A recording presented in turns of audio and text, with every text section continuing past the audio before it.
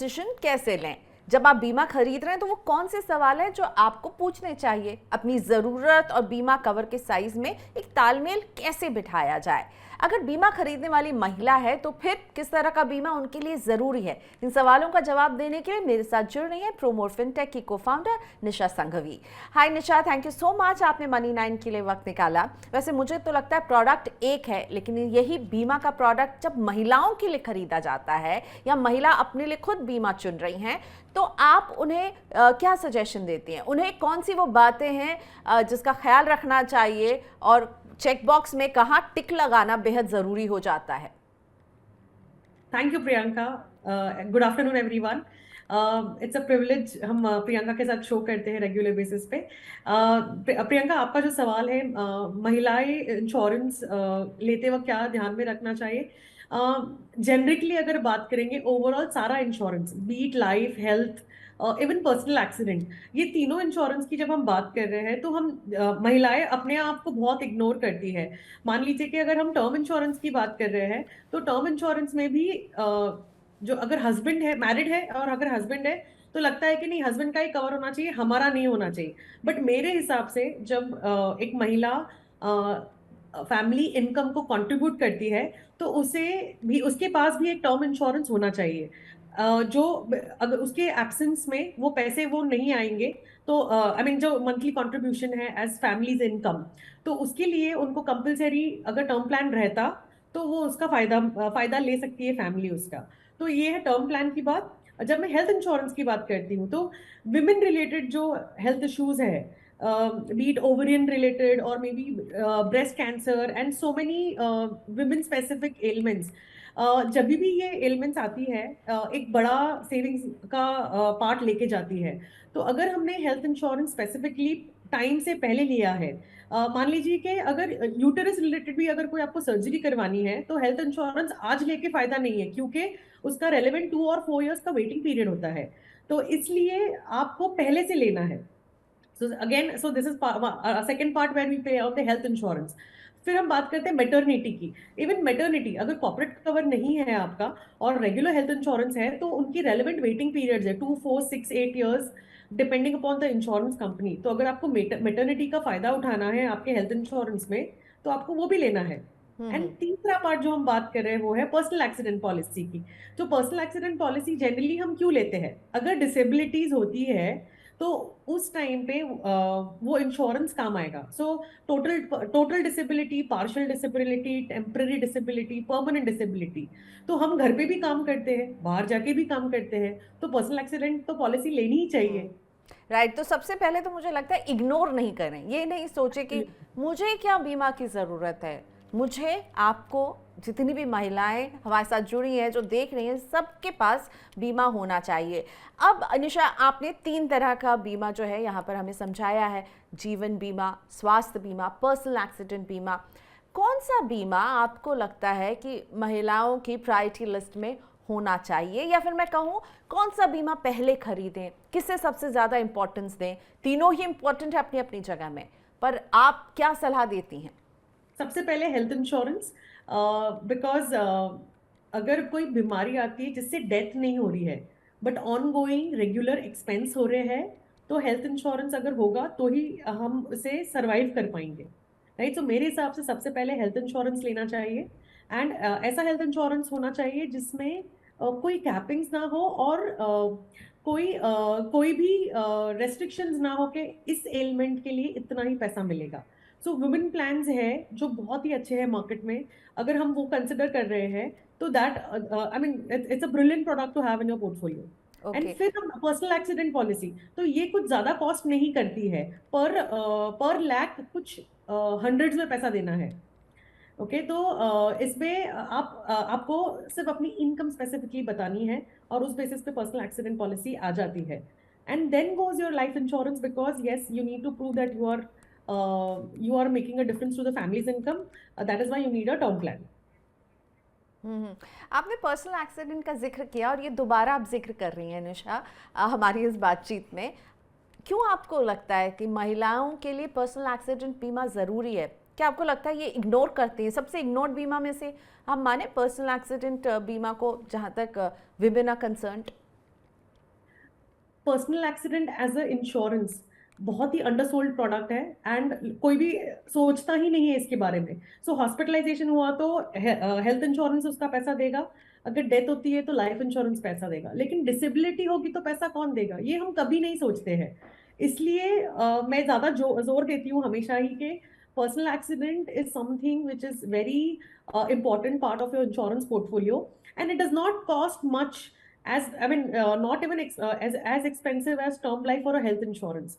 And हम daily travel करते हैं ऑफिस से घर, घर से ऑफिस.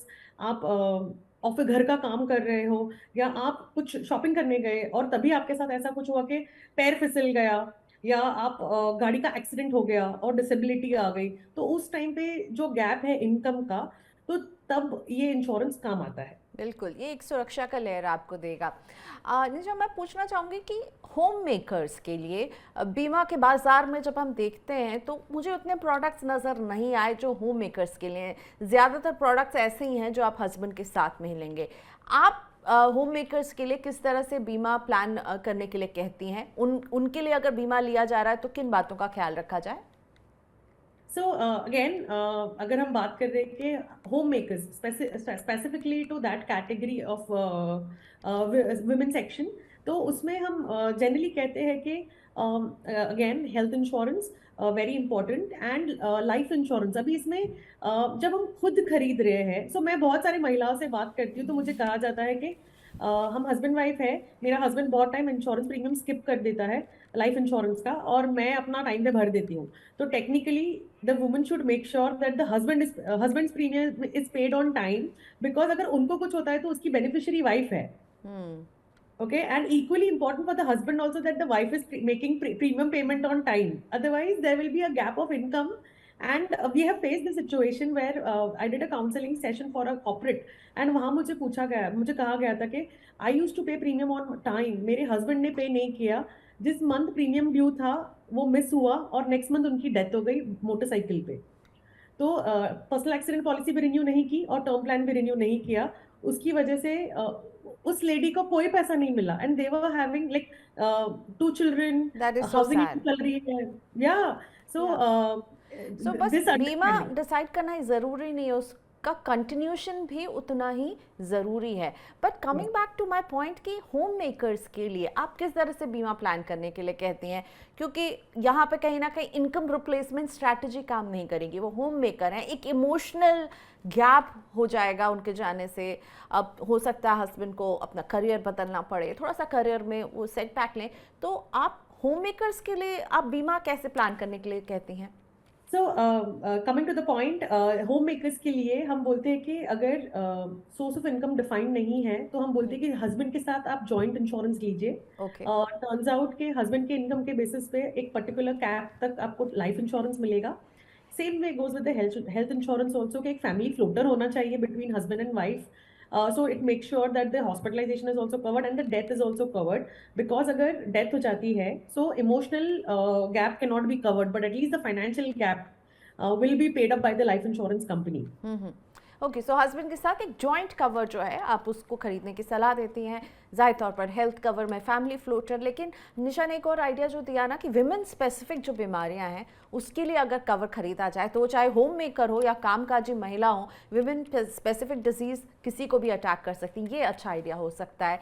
इसी तरह मैं आपसे ये समझना चाहूँगी, जीवन बीमा और स्वास्थ्य बीमा, इन दोनों के कवर का साइज जो है महिलाओं के लिए किस आधार में तय करना चाहिए? मुझे लगता है स्वास्थ्य बीमा को, जैसे आपने कहा कि जो विमेन स्पेसिफिक डिजीज़ हैं उनके खर्चे, और आपको ये पहले से प्लान करना होगा, क्योंकि जब बीमारी होगी तब बीमा खरीदेंगे तो वेटिंग पीरियड के चक्कर में आप मिस कर सकते हैं. तो दोनों का ही कवर को निशा आप कैसे बोलती हैं, किस महिलाओं को कौन कौन सी बातें उसमें ध्यान देनी चाहिए?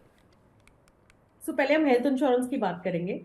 हेल्थ इंश्योरेंस में जैसे कि मैंने फर्स्ट क्वेश्चन में भी कहा था कि कैपिंग नहीं होनी चाहिए, और जो रेलेवेंट वेटिंग पीरियड्स हैं वो नहीं होने चाहिए, या कम होने चाहिए, या आपने उसको पार कर दिए हैं.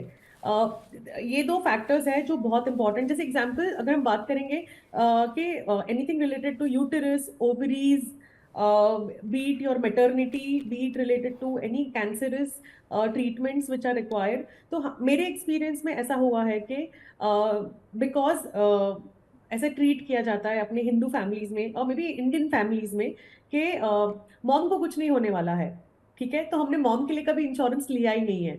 But when the time comes for a claim, right, corporate cover में जो छोटा मोटा कवर्ड है वही मिलेगा. और बहुत सारे ग्रुप इंश्योरेंसेज में कैपिंग्स होती है. तो हमने एक रीसेंट एक्सपीरियंस किया था वेर क्लाइंट के मॉम को ब्रेस्ट कैंसर हुआ है, उन्होंने मदर के लिए इंश्योरेंस नहीं लिया है, एंड उनको जो केमोथेरेपी दी जा रही है, it's not the one where she is going in a proper way to hospital, getting admitted and doing those chemotherapies. The chemotherapies were oral. तो उनके कॉर्पोरेट इंश्योरेंस में oral was in a exclusion. Okay. Technically the whole money had to be paid from his savings जो उसने अपनी शादी के लिए बचा के रखे थे.